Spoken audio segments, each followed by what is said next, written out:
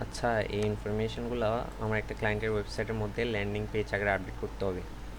আর এটা হচ্ছে আমার ক্লায়েন্টের ওয়েবসাইট আর এইটা হচ্ছে খালি ক্যানভাস। এই জায়গাটাতে হচ্ছে মূলত আমি হচ্ছে কন্টেন্টগুলার ইনফরমেশনগুলো নিয়ে দেন হচ্ছে পিক এবং ক্লায়েন্ট যা যা প্রোভাইড করছে ওগুলোর মাধ্যমে হচ্ছে ল্যান্ডিং পেজটা হচ্ছে বিল্ড করব।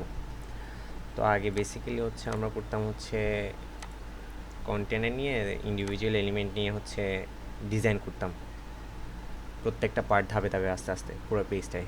বাট এখন হচ্ছে এআই এর মাধ্যমে পুরো ল্যান্ডিং পেজটা হচ্ছে ডিজাইন করতে পারবো কয়েক মিনিটের মধ্যে।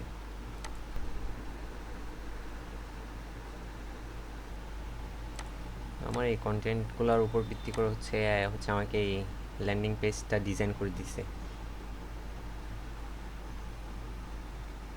আর এখন আমার কাজ হচ্ছে শুধু কন্টেন্টগুলো চেঞ্জ করা, কন্টেন্ট ইমেজ, তারপর হচ্ছে এখানে কল টু অ্যাকশন বাটনগুলো হচ্ছে চেঞ্জ করা। আর যে পার্টটা লাগতেছে না ওয়েবসাইটের জন্য ওই পার্টটা হচ্ছে ডিলিট করে দেওয়া। যেমন এখানে হচ্ছে এই সেকশনটা আমার লাগতেছে না, দেন তার জন্য হচ্ছে আমি সেকশনটা হচ্ছে ডিলিট করে দিতে পারতেছি অথবা নতুন কোনো সেকশন অ্যাড করতে পারতেছি। আর এটা হচ্ছে ব্যাকগ্রাউন্ডটা হচ্ছে প্রপার ফাংশনাল কোড।